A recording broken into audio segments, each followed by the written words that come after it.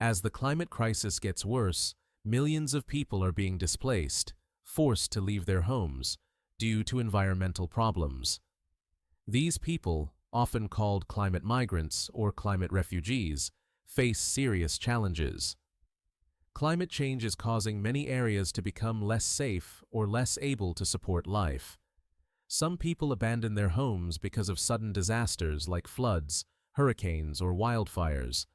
Others must move because of slower changes like rising sea levels, which threaten entire islands and coastal cities, or because droughts make it hard to grow food. For example, low-lying countries like Kiribati and Tuvalu in the Pacific Ocean are at risk of disappearing under the sea. Coastal communities in countries like Bangladesh and the United States are also experiencing flooding that makes life difficult. In agricultural areas, especially in places like sub-Saharan Africa, extreme droughts are reducing the amount of food that can be grown, forcing people to move to more livable areas. These types of migrations will likely increase as climate change continues to affect the world. One of the biggest problems for climate migrants is that they do not have legal status under international law. Current laws, such as the 1951 Refugee Convention, protect people who are fleeing their countries due to war, persecution, or violence. However, these laws do not include climate change as a reason for seeking refuge. Therefore, climate migrants do not receive the same protections or access to help as refugees. Climate immigration on such a scale is quite a recent phenomenon. For this reason, many countries lack clear policies for helping people displaced by natural disasters. In response to this growing crisis, governments and organizations are working to provide aid and support to climate migrants.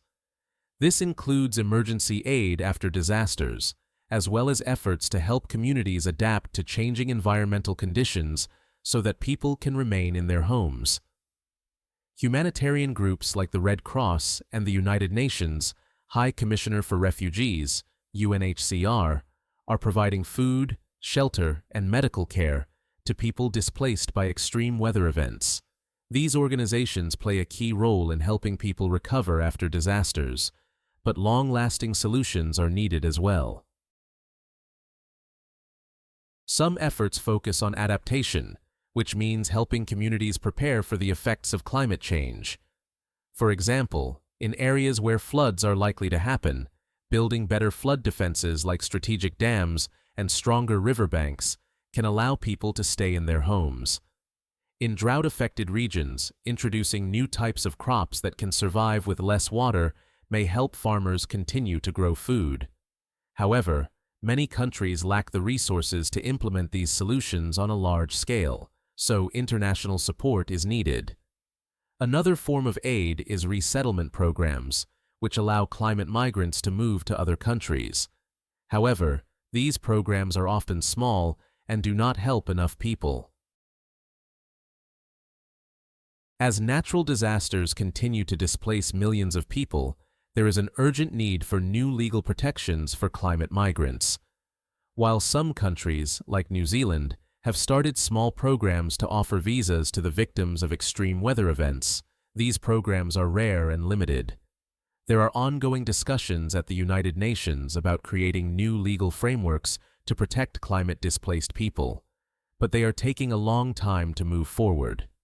At the same time, the world must work together to reduce the effects of climate change and help vulnerable communities adapt.